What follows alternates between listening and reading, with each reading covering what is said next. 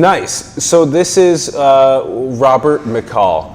Yeah, this is beautiful. I really love it. We got some like governance here. We got a little bit of like some Soviet, looks like some Soviet or European action here. Some humans. A bunch of humans, diverse humans, still some animals. We got some people looking like they're flying over here, which is great. Yeah. They have this like massive like spaceship structure, all futuristic and stuff, water fountain.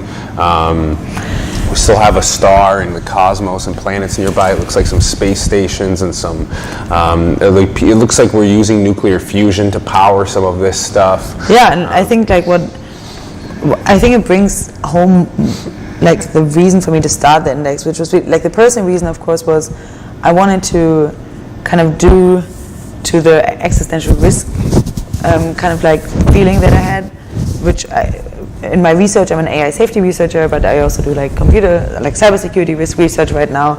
And I wanted to do to this kind of like sober attitude, because in the everyday life, if you look at those risks, you almost seem to like, I just doubt whether we even make it through the century, right?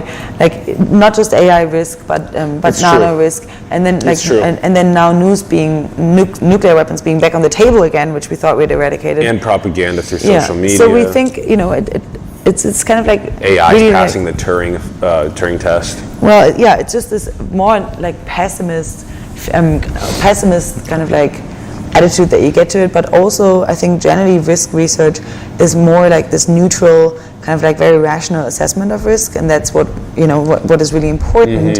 And it's important that it's neutral, unbiased, right? Yeah. It's very important, but on the other hand, it sometimes makes you forget why you even care, and I think it kind of like it saddles the horse from the wrong way. What's the English term for this?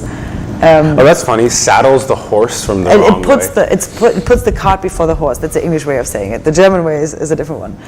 So it kind of like in focusing so much on the risks, we forget why we're even doing this.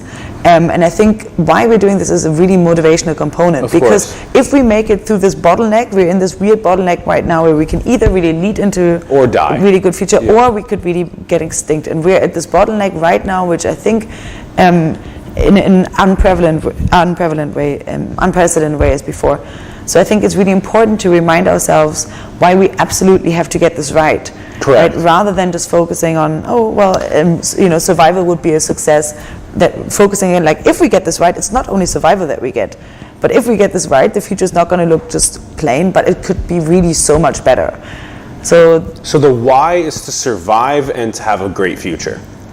Yeah, I mean, like, I think survival is already, if we survive, it's very unlikely, I think, that we will have a terrible future. Because correct. Correct. But it's also likely that if we survive that, we do have a terrible future, because there's a class-based speciation that will occur. That's actually quite likely to occur. The amount of wealth that's accumulated, that the economy grows by so much every decade now because of information technology, and then it's captured mostly by the 1%, the growth of the economy. So why would they ever want to engage or interact with the poor or middle class at all? Bill Gates can't even, he was playing a game on the Ellen DeGeneres show where he had to guess the prices of grocery store items. And he thought that a 40 pack of Tostino's pizza rolls, he thought that was $20.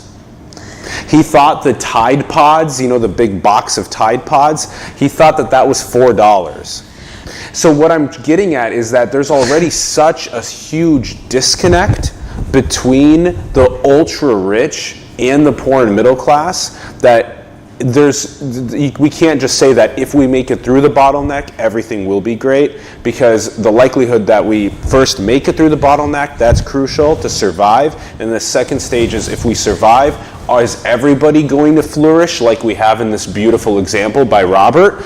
Or is there going to be some king up in this castle up here at the top of the utopic structure that is a benevolent dictator? Or could they be a group of 20 people that are trying to progress everybody forward? Or is it going to be like none of these peasants on the hills can have the option of entering the castle?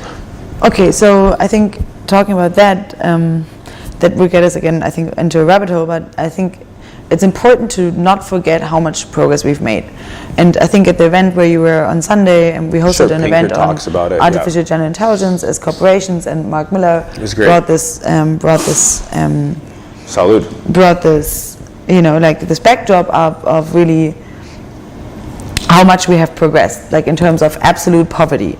And it's really important. Pinker does too, yeah. Yeah, and it is a graph I think that Pinker uses as Great. well. But I think it's really, really, really important to not forget how far we've come. And let's say we understand how far we've come. Okay. Yeah. Okay. So I agree that there's a lot of work to be done to ensure that the futures are positive rather than negative, right?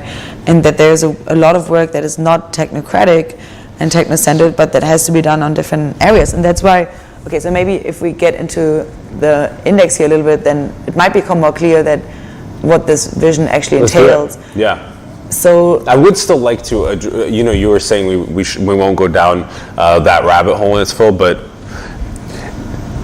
that is something really important to discuss at some point. Let's go through this. If we have time at the end, we will. I'm not trying to dodge it. I just think that it becomes clearer down here. So, for example. So the reason why I started this was really just kind of like collecting readings, organizations, podcasts, papers, books, people, and organizations that work toward beneficial futures. So that to futures that give you kind of like a hope again, rather than existential angst and terror. And it started really off with this vision part, right? I just wanted to collect like really good readings and transhumanism and cosmism and risk and threats and existential angst and hope. But also readings in big history and big future, because I think the best way to have foresight is to really also consider the past, right? And like this historic analysis is important. But then it became much more than that, and I was thinking, well, now that we do know kind of like what are the futures that we could strive for, what are the different focus areas? And so I made a second section with, given that if we agree on this vision that we can create these futures, what are the focus areas that we need to work on? And here we have science and tech, AI and cyberspace, but we also have society and economics, right? And this is, I think, one which is really important and which you've been bringing up over and over again, and which is like the bedrock on which everything else gets made. So it is the fundamental thing to get right. And I'll talk about like one thing that I'm doing for that in a second. But the third one is then, given that we know the focus areas, here are the tools. And those are really meta tools, like philosophy and rationality, mind and meditation, like the toolkit that we discussed a little bit earlier. From the belt. Given that we know the vision and the focus areas, which are the tools that we can apply to them. And if you click on any of those, I think the one that we used here for at the event on Sunday was the AI section, and if you click on one of those items, it links you to a Google Doc, and on that Google Doc, I combine like the best readings on risk, on AI safety, on definitions, on ethics, and the good thing is that it's fantastic. It's a great place for people to come and learn.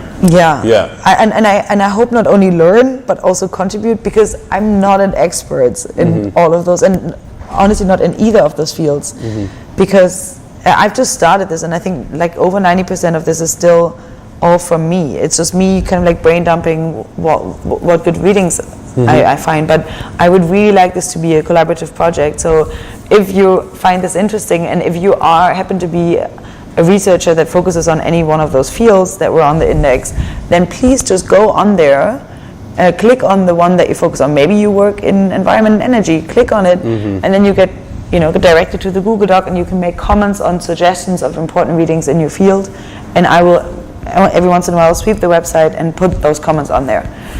And then it becomes a collective effort to put together this database of information of existential hope, but also of collaboration to build that future together.